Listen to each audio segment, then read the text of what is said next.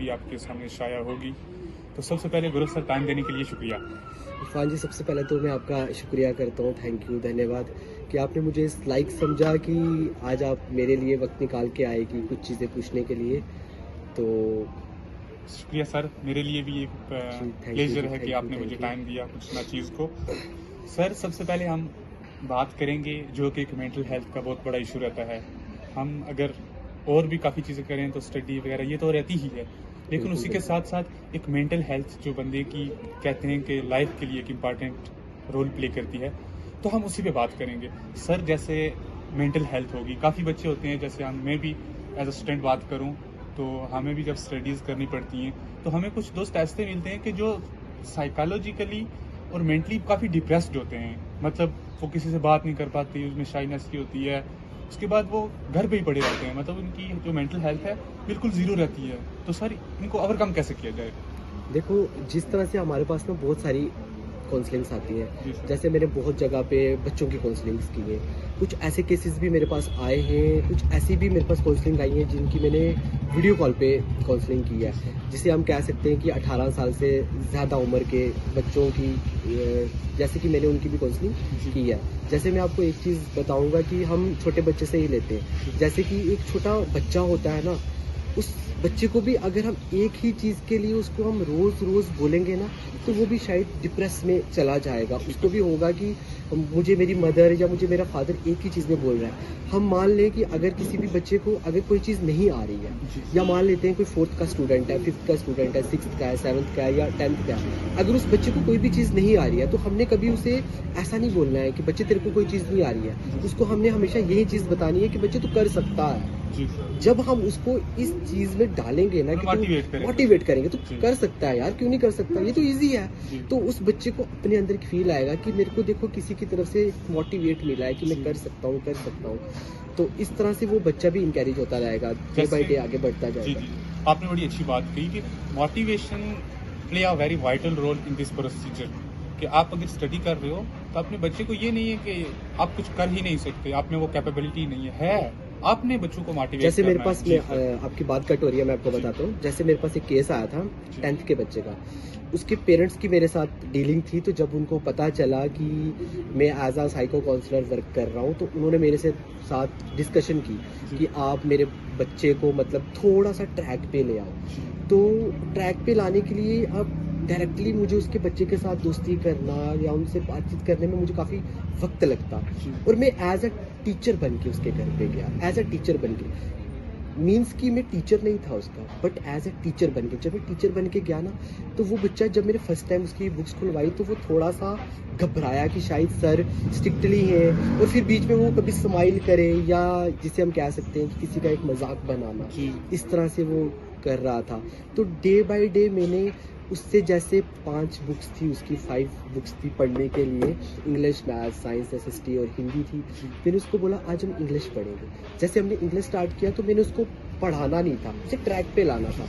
मैंने उसको बोला कि हाँ, तुम सिर्फ मुझे रीडिंग करके बताओ। जब एक दिन रीडिंग किया, वो थोड़ा-सा मेरे से खुल गया।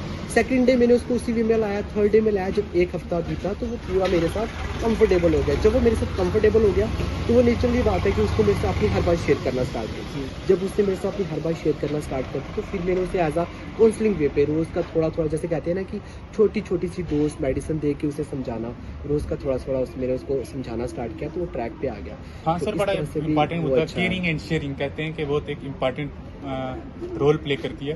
तो इसी तरह अगर बच्चा आपका फाइनेंस एंड शेयरिंग, यानी बच्चा अगर अपनी बातें शेयर करेगा तो माइंड का जो बर्डन है ना उसको लो कर सकता है। तो आप उनसे बात भी करें और एक तरह से केयरिंग शेयरिंग हो जाएगा।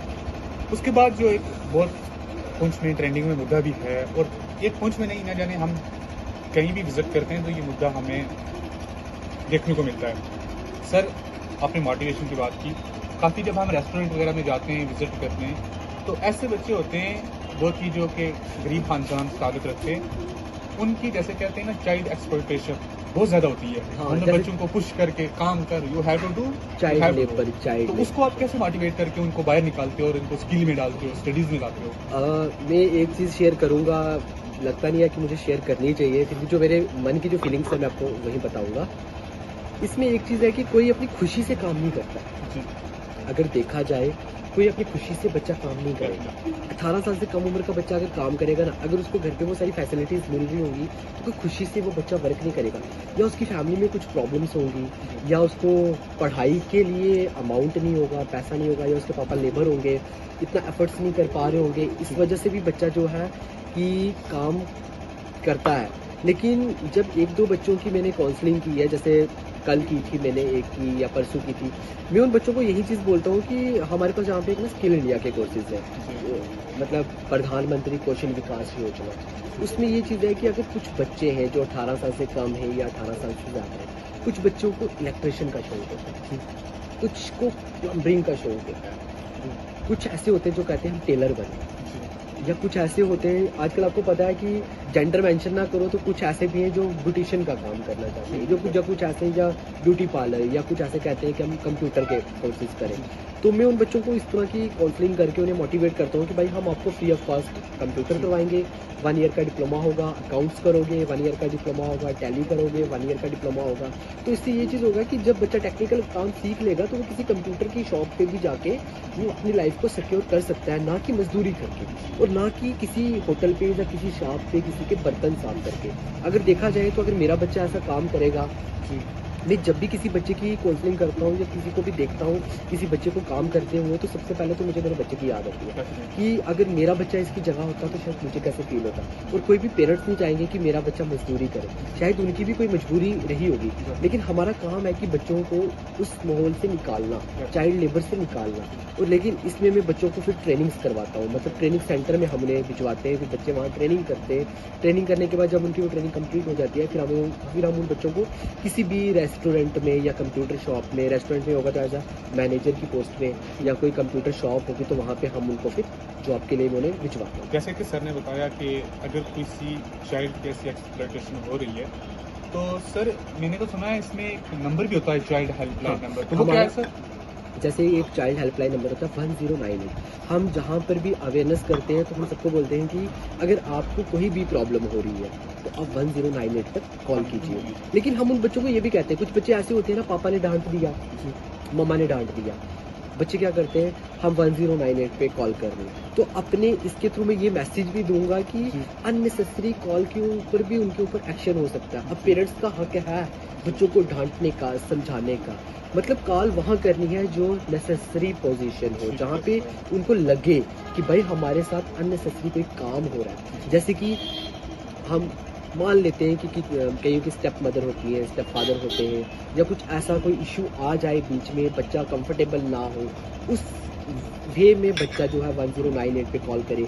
या टीचर्स कुछ मिसबिहेव करें, ऐसा तो है नहीं है कि टीचर मिसबिहेव करते हैं बच्चों के साथ या बच्चों को मारते हैं, मतलब अगर बच्चा नहीं पढ़ेगा तो टीचर का फ़र्ज़ है बच्चे को डांटना, लेकिन सिर्फ डांटना फ़र्ज़ है, ऐसा फ़र्ज़ नहीं है कि बच्चे के ऊपर सोटी ही या लाठी ही लेके उसको पीटना स्टार्ट हो जाए। हाँ, फिजिकली हम नहीं उसको मतलब कर सकते।